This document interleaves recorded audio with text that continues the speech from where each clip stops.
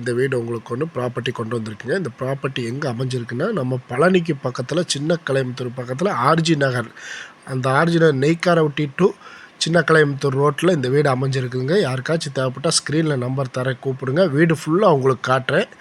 11 சென்ட்டுங்க இந்த வீடு.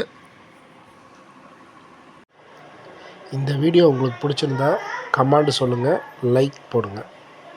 தேங்க்யூ.